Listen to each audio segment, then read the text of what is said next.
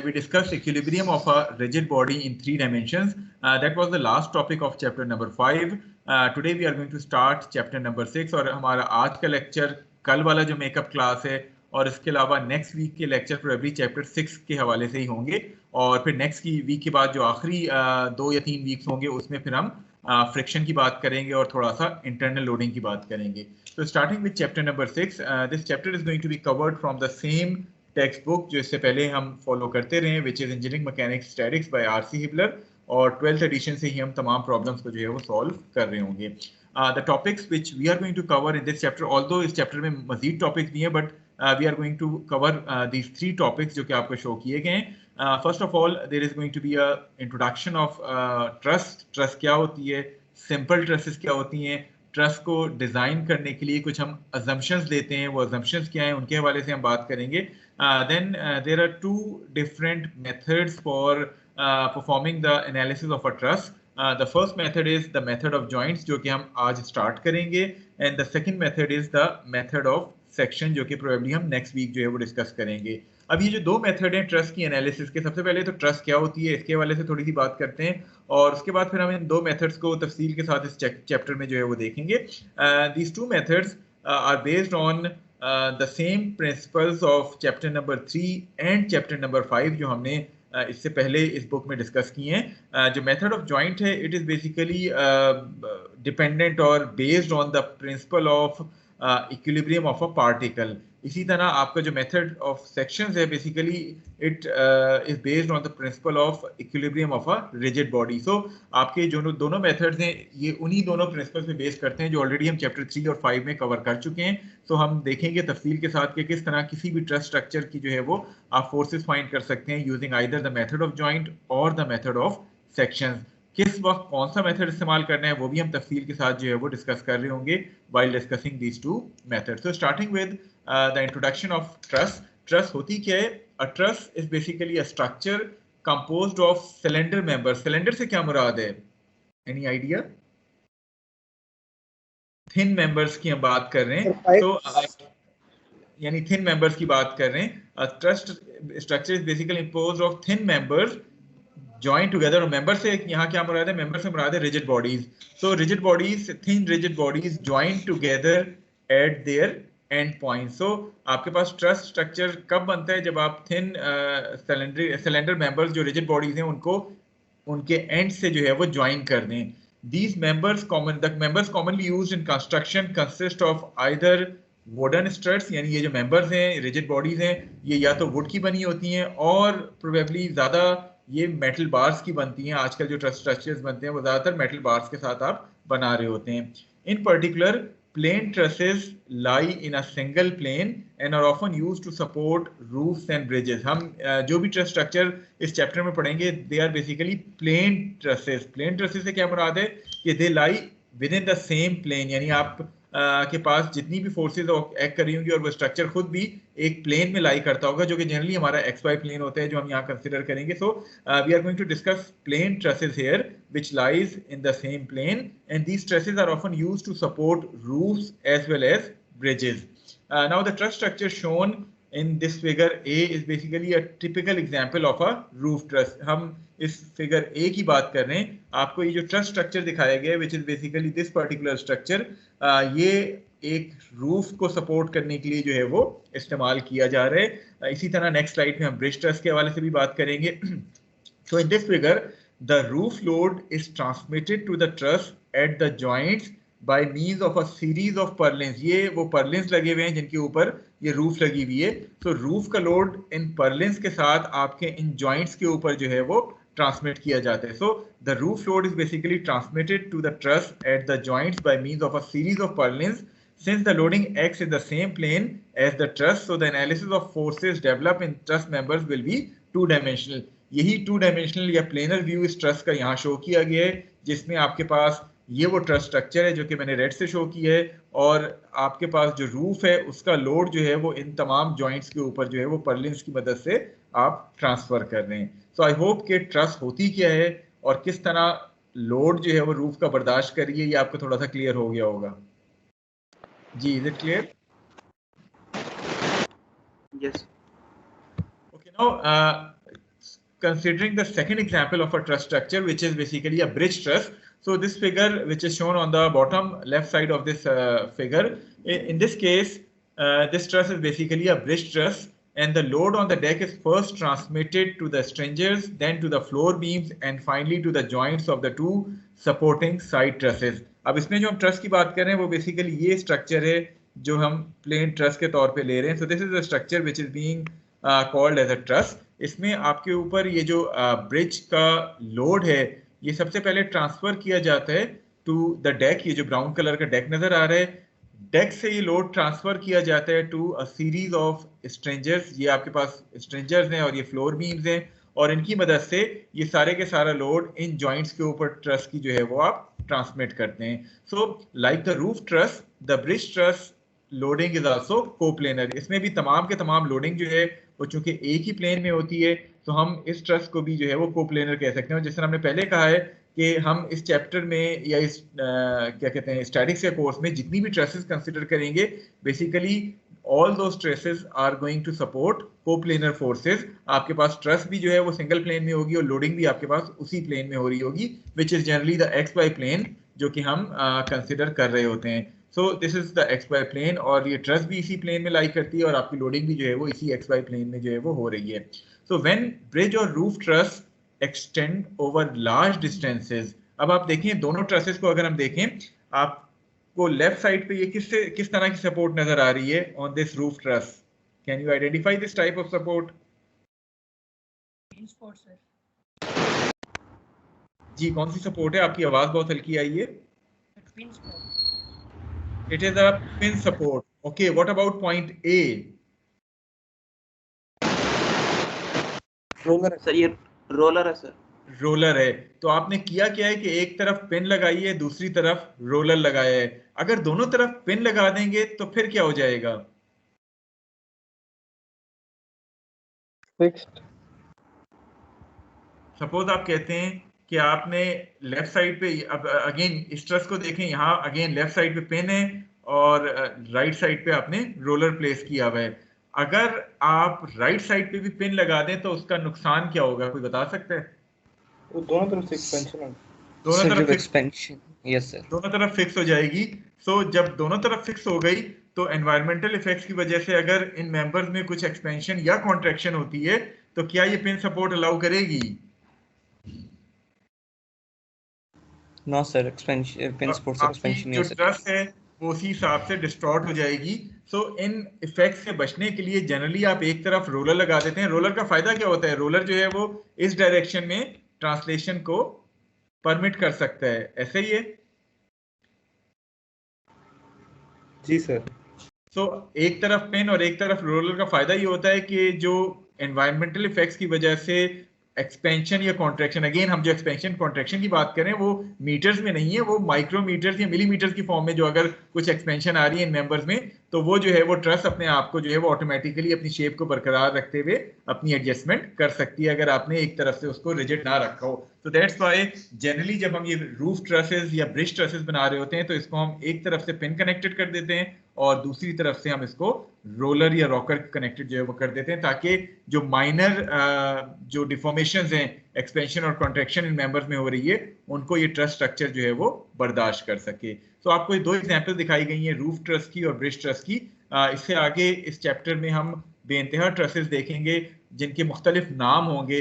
Basically truss बनती कैसे उसके हवाले से हम आगे कुछ बात करेंगे. तो मुख्तलिफ इन्वेंटर्स हैं जिन्होंने मुख्तलिफ ट्रसेस जो है वो इन्वेंट की हैं, तो उनके नाम पे वो ट्रसेस जो है वो आ गई हैं. मसलन एक आपको फिंक ट्रस नज़र आएगी, वो जिस इन्वेंटर ने इन्वेंट की थी उसके नाम के साथ मंसूब कर दी गई. इसी तरह मुख्तलिफ ट्रसेस जिसने इन्वेंट की हैं उसके नाम के साथ उन ट्रसेस को मंसूब कर दिया गया है. Is this point clear to all of you? Okay, so moving forward, कि हम ट्रस जब डिजाइन करते हैं तो कुछ assumptions हम लेते हैं while designing a truss. So to design both the members and connection of a truss, it is necessary first to determine the forces developed in each member when the truss is subjected to a given loading. So we will assume two things while designing and performing the analysis of a truss. The first assumption is all loadings are going to be applied at the joints only. अब अगर आप truss की बात करें तो joints क्या है? Basically जहां डिफरेंट मेंबर्स ज्वाइन कर रहे हैं वो आपके जॉइंट्स आ जाएंगे। सो ये आपके डिफरेंट जॉइंट्स हैं ट्रस्ट के, जहां मुख्तलिफ मेंबर्स जो है वो ज्वाइन किए जा रहे हैं। ये ट्रस्ट के मेंबर्स हैं जो कि आपको ये शो किए गए हैं। सो दो चीजें, एक मेंबर्स हैं और एक जॉइंट्स हैं। So the first assumption is all loading is going to be applied at the joints only। इन दोनों assumptions को हम आगे अगली दो स्लाइडों में जरा तफसील के साथ देखते हैं। सेकंड assumption क्या है? The members are joined together by smooth pins। इन दोनों assumptions को थोड़ा सा तफसील के साथ डिस्कस करते हैं। पहली assumption थी all loading is going to be applied at joints। So in most situations such as for bridge and roof trusses, the assumption is true। Frequently the weight of the member is neglected because the force supported by each member is usually much larger than its weight। इससे पहले आपने जो दो examples पढ़ी हैं, अब जितना भी रूफ का लोड था वो हमने पहले भी कहा था कि वो तमाम लोड इन जॉइंट्स के ऊपर जो है वो ट्रांसफर किया जा रहा है। इसी तरह जितना भी लोड इस ब्रिज ट्रस पे आ रहा था वो सारे के सारा इन जॉइंट्स के ऊपर जो है वो ट्रांसफर किया जा रहा है। सो पहली assumption ही कहती है कि आपके पास जो भी मेंबर इस ट्रस्ट का है, मेंबर के दरमियान किसी किस्म की कोई लोडिंग नहीं होगी। All the load is going to be applied at the joints only। इसके अलावा उस मेंबर का जो अपना वेट है, फॉर एग्जांपल मैं आपसे कहता हूं कि आपके पास ये जो रूफ ट्रस है, इस पे ब्लू कलर से मैंने एक मेंबर जो है वो शो किया है, इसका अपना जो वेट है, जनरली ट्रस्ट के मेंबर्स का वेट हम निगलेक्ट कर देते हैं because the weight of individual member is much smaller as compare to the overall load जो उस पर्टिकुलर मेंबर पे आ रहा होता है। सो जनरली वेट को मेंबर के हम कंसिडर नहीं करते while designing a truss. However अगर किसी प्रॉब्लम में स्पेसिफिकली आपको कहा गया है कि आपने वेट को भी शामिल करना है, तो देन उसका तरीका क्या होता है? फॉर एग्जांपल ये ब्लू मेंबर है, मैं आपसे कहता हूँ इसका वेट 50 न्यूटन है। सो आप करते क्या है कि इस 50 न्यूटन को हाफ हाफ में डिवाइड करके 25 न्यूटन उन दोनों पॉइंट्स पे ट्रांसफर कर देते हैं जो इसके जॉइंट्स दूसरे मेंबर्स के साथ ज्वाइन हो रहे हो। So generally the weight of individual member is neglected while designing a truss because the overall load is much larger as compare to the individual weight of the truss. However if in any problem आपको specifically कहा जाए कि आपने किसी member का wait भी शामिल करना है, तो फिर उसका मतलब क्या होता है कि उस वेट को आप दरमियान में नहीं शो कर देंगे उस ट्रस के, रादर आप उस वेट को दो इक्वल हाफ में डिवाइड करके उसके दोनों एंड्स के ऊपर या जॉइंट्स के ऊपर जो है वो ट्रांसफर कर देंगे। Is this point clear to all of you? ये assumption क्लियर है रेको? Yes sir, clear. चलें, द सेकंड assumption इज कि the members are being joined together by smooth pin. इसका क्या मतलब है कि the joint connections are usually formed by bolting और welding the ends of members to a common plate called the gusset plate. अब यहाँ अगर आप राइट साइड पे टॉप फिगर देखें, आपको कितने मेंबर्स ज्वाइन होते हुए इस जॉइंट पे नजर आ रहे हैं? सर 4 मेंबर्स हैं। अब इन 4 मेंबर्स को जनरली ये जो प्लेट है इसको हम गसेट प्लेट कहते हैं या पिन कहते हैं। इसकी मदद से आप किसी भी मेंबर्स को, एक से ज्यादा मेंबर्स को ज्वाइन कर रहे होते हैं at the joint of a truss. Now the assumption is कि all these connections at the pins, और जब आप गसेट प्लेट यूज करते हैं, they should pass through the same point, that is all these forces or all these members should be concurrent at any one point of the truss। ये assumption क्यों हमने ली है कि फॉर एग्जांपल अगर ये concurrent ना होते तो क्या होता?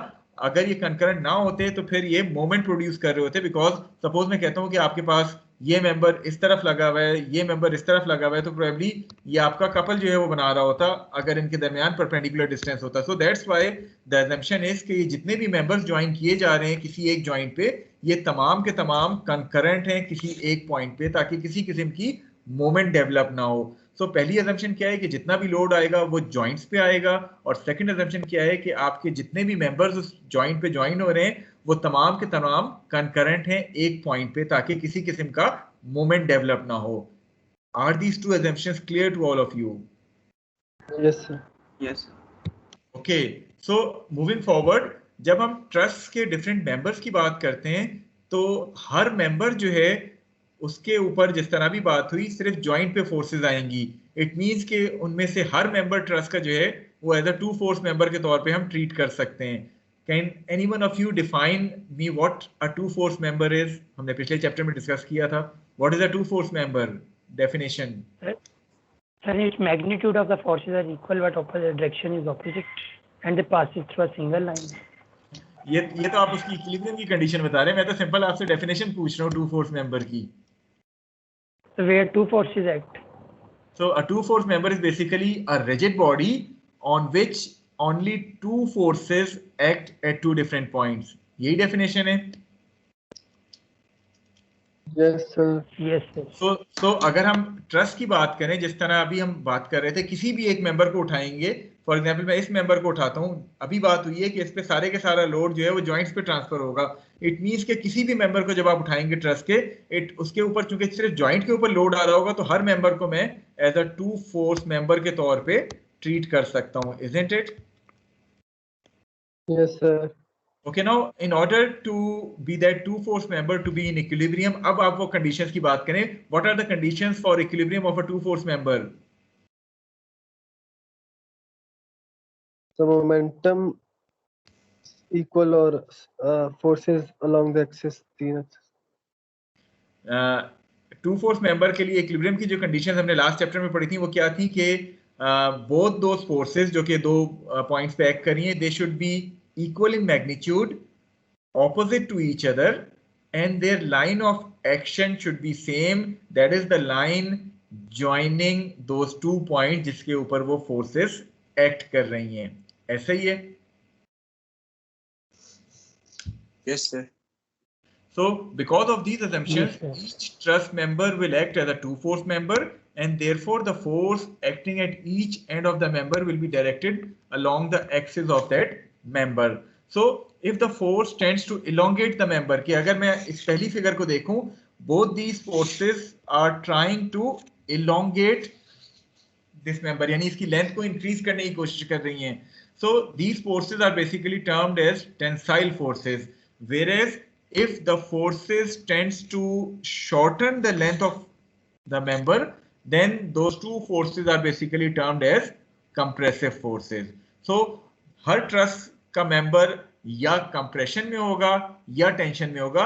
तो हमारा मकसद क्या होता है डिजाइनिंग का, कि हम इसको जब ट्रस डिजाइन कर रहे हैं, हम ना सिर्फ ये फाइंड करें कि ट्रस के मेंबर्स में कितनी फोर्सेस डेवलप हो रही हैं, बल्कि हम ये भी बता सकें कि इस ट्रस का कौन सा मेंबर टेंशन में है और कौन सा मेंबर कंप्रेशन में है. वजह क्या है ये बताने की कि डिजाइन करते हुए जो मेंबर कंप्रेशन में आ रहा है उसको आप जनरली थिकर बना देते हैं as compare to the member in tension.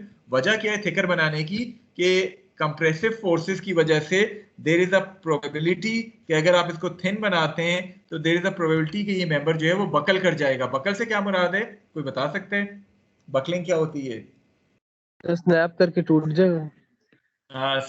Buckling ये जो मैं आपको रेड कलर से मैंने बताया है कि आप इसके ऊपर फोर्स लगा रहे हैं तो देयर इज अ पॉसिबिलिटी कि ये मेंबर जो है वो डिफॉर्म होके सर बेंड हो जाएगा. ठीक है, तो टूट जाएगा या फेलियर हो जाएगा इसका. So that's why generally those members which are in compression are made a little thicker as compared to the members in tension in order to avoid the buckling. So truss जब आप design कर रहे होते हैं तो एक बात तो तय है कि तमाम के तमाम मेंबर्स जो आपने ट्रस में लगाए हुए हैं वो या टेंशन में होंगे या कंप्रेशन में होंगे, क्योंकि तमाम मेंबर्स टू फोर्स मेंबर हैं, तो या वो टेंशन में आ सकते हैं या वो कंप्रेशन में आ सकते हैं. तो जब आप अपनी एनालिसिस करेंगे आप फाइंड आउट करेंगे कि कौन सा मेंबर टेंशन में है कौन सा कंप्रेशन में है.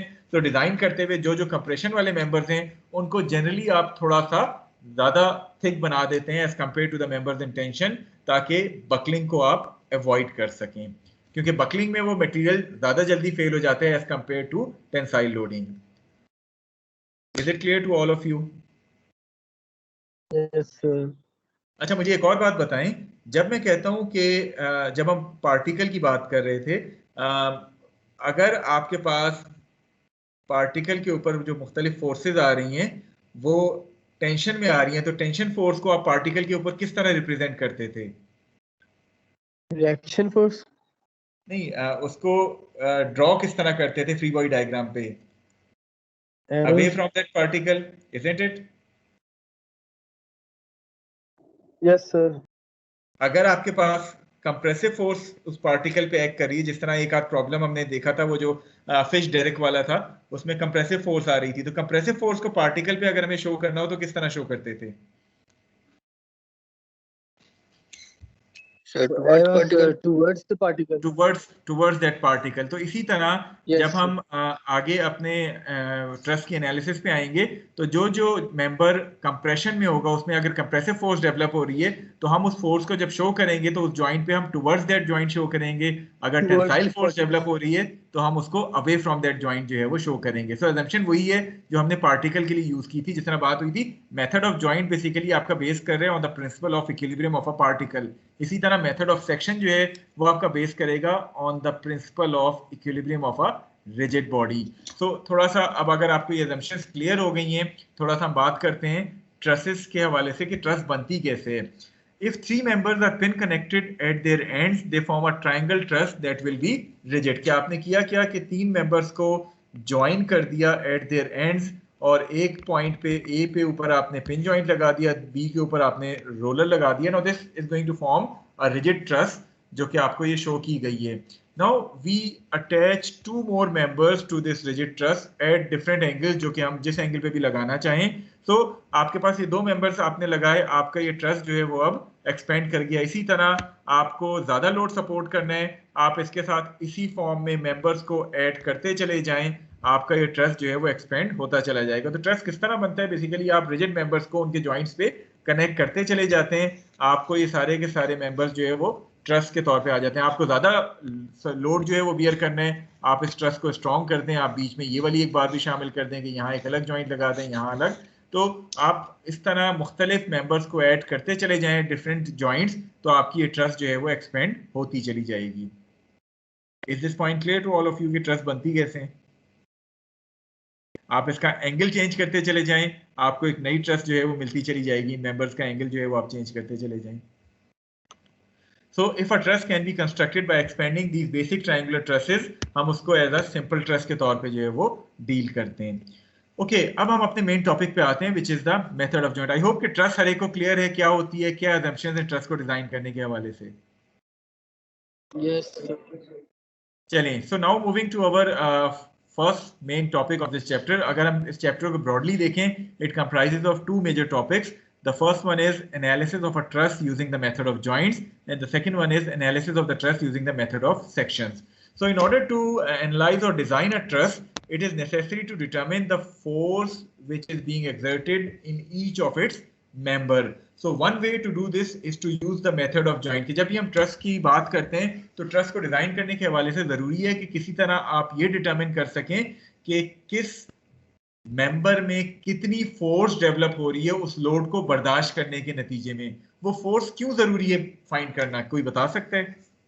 सर ताकि हम उसके मुताबिक एक्शन फोर्स प्रोवाइड कर सकें, उससे ज्यादा ना लगाएं, उससे मटेरियल. That's correct. थोड़ा सा ये सोचिए कि हम जो ट्रस डिजाइन कर रहे हैं, फॉर एग्जांपल मैंने ये ट्रस डिजाइन की और मैंने इसको इस लोडिंग के लिए जो है वो डिजाइन किया. मैंने फोर्सेस निकाली, मेरे पास मेंबर डीसी में जो फोर्स आ रही है से वो 500 न्यूटन फोर्स इसमें डेवलप हो रही है. ठीक है, अब 500 न्यूटन के साथ मैंने इस पर्टिकुलर मेंबर का एरिया रखा होगा, जिसकी वजह से मैं इसमें स्ट्रेसेस फाइंड कर लूंगा कि कितनी स्ट्रेसेस डेवलप हो रही हैं. अभी जो आपका स्टैटिक्स का कोर्स है इसमें सिर्फ आपकी जो एनालिसिस है वो फोर्सेस की डिटर्मिनेशन तक रहेगी. इसके बाद आप जब मैकेनिक्स ऑफ मटेरियल पे जाएंगे, जो नेक्स्ट सीक्वेंशियल कोर्स है स्टैटिक्स से आगे जाके, उसमें आप क्या करेंगे कि लोड तो आपके पास आ गया, 500 न्यूटन इस मेंबर पे आ रहा है, आप स्ट्रेसेस फाइंड करेंगे. स्ट्रेसेस क्या होती है? स्ट्रेस क्या होती है? Force per unit area. सो इसमें कितनी स्ट्रेस डेवलप होगी, कितने स्ट्रेन्स आएंगे, क्या आपके पास जो मटेरियल आप सेलेक्ट कर रहे हैं वो इतनी स्ट्रेसेस और स्ट्रेन्स को बर्दाश्त कर सकेगा या नहीं. तो वो सारी कहानी आपकी मैकेनिक्स ऑफ मटेरियल और फिर मशीन डिजाइन में आगे आ जाती है. सो या जहां तक स्टैटिक्स का ताल्लुक है, स्टैटिक्स में बेसिकली आप वो लोड फाइंड करते हैं कि किस मेंबर पे कितना लोड आ रहा है, फिर आगे मैकेनिक्स ऑफ मटेरियल और मशीन डिजाइन में जाके आप फिर मटेरियल सिलेक्शन और डिजाइन में जाके उस सिलेंडर मेंबर्स की शेप और बाकी चीजें जो है वो डिस्कस कर रहे होते हैं. आई होप इस सीक्वेंशियल प्रोसेस आपको समझ आ गया. सो जहां तक ताल्लुक स्टैटिक्स का है, स्टैटिक्स में बेसिकली ट्रस डिजाइन के हवाले से सिर्फ और सिर्फ आपने उन मेंबर्स में कितना लोड आ रहा है वो आपको डिटरमिन करना होता है. So one way to do this is to use the method of joints. के मेथड ऑफ जॉइंट के जरिए आप डिटरमिन कर सकते हैं कि आपके पास किस मेंबर पे कितना लोड आ रहा है.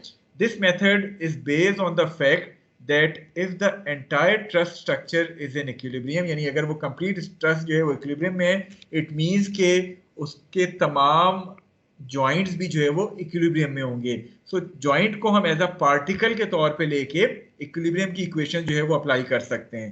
Now again a little question from all of you, particle की इक्विलिब्रियम की कंडीशन क्या थी जो हमने चैप्टर 3 में पढ़ी थी?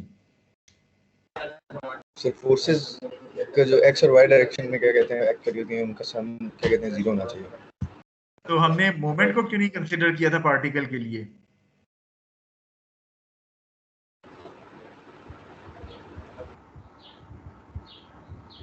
सर मोमेंट आर्म नहीं होता उसका, मोमेंट आर्म नहीं होता क्योंकि उसमें मोमेंट आर्म नहीं होता। बेसिकली पार्टिकल की जब हम बात करते हैं तो वो पॉइंट मैस होता है। पॉइंट मैस से क्या मुराद है कि तमाम फोर्सेस एक ही पॉइंट पे एक्ट कर रही हैं, तो जब वो एक ही पॉइंट पे कंकरेंट हैं, so we are not going to consider moment, because then आपके तमाम फोर्सेस जो कि एक ही पॉइंट से पास हो रही है तो मोमेंट आर्म नहीं बनेगा। That's why when we are considering the equilibrium of a particle, the condition for equilibrium for a particle is there shouldn't be any unbalanced force acting on that particle.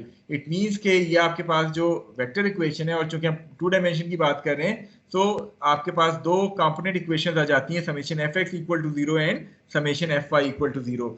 Therefore आप करते क्या है इस method में कि if the free body diagram of each joint is being drawn, हम हर जॉइंट को एज अ पार्टिकल के तौर पे कंसीडर करते हुए उस पे जो है वो फ्री बॉडी डायग्राम बनाते हैं। The force equilibrium equation can then be used to obtain the member forces acting at each and every joint. Now since the member of plane trusses are straight two force members lying in a single plane, so each joint is basically subjected to a force system that is both coplanar as well as concurrent. So we are going to apply summation fx equal to 0 and summation fy equal to 0 on each joint in order to find out the unknown forces जो कि उस joint के ऊपर जो जो members लगे हुए हैं उसमें develop की जा रही हैं। Okay, it means कि चूंकि आपके पास कितनी equations आएंगी? 2 equations। ये maximum कितने number of unknowns के लिए आप solve कर सकते हैं? 2 सर, 2 unknowns के लिए। इट मींस के आप जब अपने ट्रस की एनालिसिस को स्टार्ट करते हैं, you are going to start from that particular joint जिसके ऊपर एक नोन लोड और मैक्सिमम 2 अननोन लोड जो है वो पड़ रहे हों। 2 से ज्यादा अगर अननोन लोड्स आपके पास किसी जॉइंट के ऊपर आ रहे हैं तो देन डेफिनेटली आपके पास चूंकि इक्वेशन 2 आएंगी, you can not solve that particular joint. So I hope कि this point is clear कि जब भी आप अपने ट्रस की एनालिसिस स्टार्ट करेंगे, you are going to start the analysis from that particular joint जिसके ऊपर एक नोन लोड और 2 अननोन लोड जो है वो आ रहे हों, maximum 2 unknown load. For example आपको राइट साइड पे एक ट्रस दिखाई गई है। It is a simple triangular truss which is being supported at point A by a pin connection and at point C by a rocker. You applied a load of 500 newtons at point B. Now, in order to perform the analysis of this truss, आप किस joint से अपनी analysis को start करेंगे जो उन conditions को satisfy करता है जो अभी हमने पिछली स्लाइड पे देखी हैं? क्या जॉइंट ए इन कंडीशंस को सेटिस्फाई करता है? या मैं क्वेश्चन इस फॉर्म में करूं, क्या जॉइंट ए पे 2 अननोन, जॉइंट ए पे 2 अननोन है? Are you sure? जब मैं free body diagram joint A की बनाऊंगा तो मुझे ए एक्स मिलेगा, ए वाई मिलेगा जो कि सपोर्ट रिएक्शंस हैं। इसके अलावा मुझे एफ ए सी मिलेगा जो कि फोर्स है मेंबर ए सी में जो डेवलप हो रही है, और एफ ए बी मिलेगा जो कि मेंबर ए बी में फोर्स डेवलप हो रही है। तो ये तो 4 अननोन्स नहीं आ गए जॉइंट ए पे? Yes sir. तो क्या मेरी वो कंडीशन जो अभी मैंने पिछली स्लाइड में बताई थी, मैक्सिमम 2 अननोन वाली, वो जॉइंट ए पूरा कर रहा है? नो सर, नहीं पूरा कर रहा। Okay, coming to joint C. Joint C की अगर मैं बात करूं अपनी एनालिसिस में ट्रस की, यहां से शुरू करता हूं, तो जॉइंट सी के ऊपर मेरे पास एक सपोर्ट रिएक्शन है जो कि सी वाई कह लें, और इसके अलावा आपके पास 2 अदर फोर्सेस हैं अननोन एफ ए सी जो कि मेंबर ए सी में डेवलप हो रहे हैं, एंड एफ सी बी जो कि मेंबर सी बी में डेवलप हो रही है। अगेन कितने अननोन्स हैं यहाँ? 3 अननोन। तो क्या मेरी वो कंडीशन सेटिस्फाई हो रही है इस जॉइंट पे, मैक्सिमम 2 अननोन वाली? No sir, no. Okay, what about joint B? Joint B के ऊपर एक अप्लाइड लोड है 500 न्यूटन का जो कि नोन है। इसके अलावा 2 अननोन लोड्स हैं, one is F A B the other one is FCB. So एक known, दो unknown. It means के joint B मेरी उन conditions को पूरा कर रहा है. So I should start my analysis of this truss from joint B. Is this point clear to all of you? Sir ये रिपीट कर दें, आपकी आवाज साफ नहीं आई. चलें, मैं लास्ट स्लाइड पे हमने ये देखा था कि आपके पास चूंकि इक्विलिब्रियम ऑफ अ पार्टिकल की जब इक्वेशंस आती हैं तो दो इक्वेशन आती हैं, summation F X as well as summation F Y. It means के मैक्सिमम दो अननोन्स के लिए आप इस सिस्टम ऑफ इक्वेशन को सॉल्व कर सकते हैं. अब चूंकि आप हर जॉइंट को एज अ पार्टिकल के तौर पे ट्रीट करते हैं और उसकी फ्री बॉडी डायग्राम बनाते हैं, तो आपने अपनी ट्रस की एनालिसिस को स्टार्ट उस जॉइंट से करना होता है जिसपे दो से ज्यादा अननोन्स जो है वो ना आ रहे हों, और लोड एक नॉन लोड हो और मैक्सिमम दो अननोन लोड जो है वो आ रहे हों, ताकि आपका सिस्टम जो है वो साइमल्टेनियसली सॉल्व किया जा सके इक्वेशंस का. अब पॉइंट ए को अगर हम कंसीडर करें, आपको पॉइंट ए के ऊपर चार अननोन फोर्सेस नजर आ रही हैं, दो सपोर्ट रिएक्शंस हैं AX AY, इसके अलावा दो अननोन फोर्सेस हैं FAC और FAB जो कि इन दो मेंबर्स में डेवलप हो रही हैं जो इस जॉइंट के ऊपर अटैच हुए हैं. इट मींस के पॉइंट ए के ऊपर चार अननोन्स हैं, आपके पास इक्वेशंस दो आएंगी, चार अननोन्स के लिए आप इसको सॉल्व नहीं कर सकते. So moving to point C, अगर पॉइंट सी को मैं देखूं, पॉइंट सी के ऊपर इस टाइम पे एक रिएक्शन आएगा रॉकर का, इसके अलावा दो फोर्सेस आएंगी चूंकि दो मेंबर्स कनेक्टेड हैं, तो टोटल आपके पास तीन अननोन्स हो जाएंगी. अगेन आपके पास इक्वेशंस चूंकि दो आएंगी तो तीन अननोन्स के लिए आप उसको सॉल्व नहीं कर सकते. अगर पॉइंट बी की मैं बात करूं तो पॉइंट बी पे एक नॉन लोड है विच इज 500 न्यूटन और दो अननोन लोड्स हैं जो ये दो मेंबर्स कनेक्टेड हैं इनकी फोर्सेस. तो एक नॉन और दो अननोन लोड्स, आपकी वो कंडीशन सेटिस्फाई हो जाती है. आप दो इक्वेशंस बनाएं पॉइंट बी के ऊपर summation F X summation F Y की, in order to find out these two forces FAB and FCB. So is this point now clear to all of you? Yes sir. चलें, so एक बात तो हमने decide कर दी कि जब हम स्ट्रेस की एनालिसिस स्टार्ट करेंगे we should have started from point B. Okay, अब point B से अगर मैं इसको स्टार्ट कर रहा हूँ, so let me draw the free body diagram of point B. Although ये बुक वाले ने भी बनाई है, लेकिन मैं जस्ट इसको दोबारा आपको समझाने के लिए ड्रॉ करता हूँ. पॉइंट बी को मैंने आइसोलेट करना है. इसके ऊपर एक तो ये अप्लाइड लोड एक्ट कर रहा है विच इज 500 न्यूटन फोर्स. इसके अलावा इसके साथ मेंबर ए बी कनेक्टेड है. सो जब मैं मेंबर को रिमूव करूंगा I am going to get a force F A B जिसको मैंने यहाँ रिप्रेजेंट कर लिया है. इसी तरह एक मेंबर बी सी कनेक्टेड है इसके साथ. So once I remove that member I am going to get a force which is F B C here. चूंकि ये एंगल 45 था तो डेफिनेटली आपके पास ये FBC का एंगल भी 45 डिग्री आ जाएगा.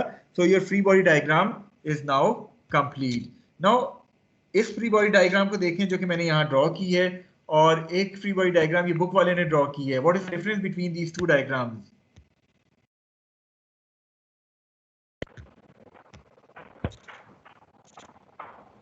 BC पे सर बुक वाले ने कंप्रेशन फोर्स लगाई. फोर्स की जो मैंने फिगर ड्रॉ की है, मैंने थोड़ा सा गौर से सुन लें, जो मैंने ये फ्री बॉडी डायग्राम ड्रॉ की है मैंने FBC को एज अ टेंसाइल फोर्स के तौर पे ड्रॉ की है. जो बुक वाले ने ड्रॉ की है उसमें FBC को एज अ कंप्रेसिव फोर्स के तौर पे डेवलप किया है. ठीक है, सिर्फ ये डिफरेंस है. वजह क्या है इस डिफरेंस की, कोई बता सकते हैं? सर क्वेश्चन एक बार रिपीट कीजिएगा. मैं कह रहा हूँ कि क्योंकि सर सी पर लेने की कोशिश की. सर सी, चले वजह मैं आपको थोड़ा सा क्लियर कर देता हूँ. ये दोनों अननोन फोर्सेस हैं FAB और FBC, isn't it? ये हमारी assumption है. जी, हम assumption यूज करते हैं. अब FBC के डायरेक्शन को या FAB के डायरेक्शन को जज करने के, अज्यूम करने के दो तरीके बताए गए हैं.